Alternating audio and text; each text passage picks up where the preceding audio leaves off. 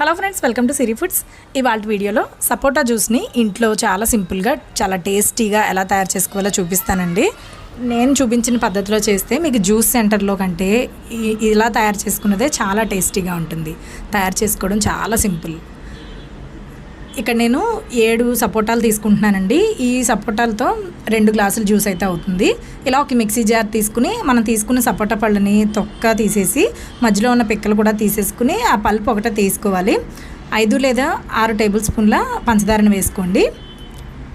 2 table స్పూన్ల Horlicks పౌడర్ని వేసుకోండి. 6 లేదా 7 ఐస్ క్యూబ్స్ని కూడా వేసుకుని ఒక పావు లీటర్ పాలను వేసుకోండి. అంటే ఒక పెద్ద గ్లాసుడి పాలని వేసేసుకుని మిక్సీ చేసుకుని తీసుకుంటే మనకి జ్యూస్ అనేది రెడీ అయిపోయింది. చాలా టేస్టీగా ఉంటుందండి. హార్లిక్స్ పౌడర్ కానీ బూస్ట్ కానీ వేసుకుంటే ఇంకా టేస్టీగా ఉంటుంది. ఒకసారి ఇలా ట్రై చేసి చూడండి. ఇలా జ్యూస్ తయారు చేసేసుకున్న తర్వాత చిన్న చిన్న సపోటా ముక్కలు, డ్రై ఫ్రూట్స్ వేసుకుని గార్నిష్ చేసుకుని చల్లగా ఇలా వెంటనే తయారు చేసుకుని వెంటనే తాగితే చాలా హాయిగా ఉంటుందండి. చాలా బాగుంటుంది. ఈ వీడియో చూసి మీరు ట్రై చేస్తే మీకు ఎలా వచ్చిందో లేదో నాకు తప్పకుండా కామెంట్స్లో తెలియచేయండి. మీకు నచ్చిందా లేదా అనేది కూడా తెలియచేయండి. ఇలాంటి మరిన్ని టేస్టీ అండ్ యమ్మీ రెసిపీస్ని సులువుగా నేర్చుకోవడానికి సిరి ఫుడ్స్ని సబ్స్క్రైబ్ చేయడం మాత్రం మర్చిపోకండి. మరో మంచి రెసిపీతో మళ్ళీ కలుద్దాం.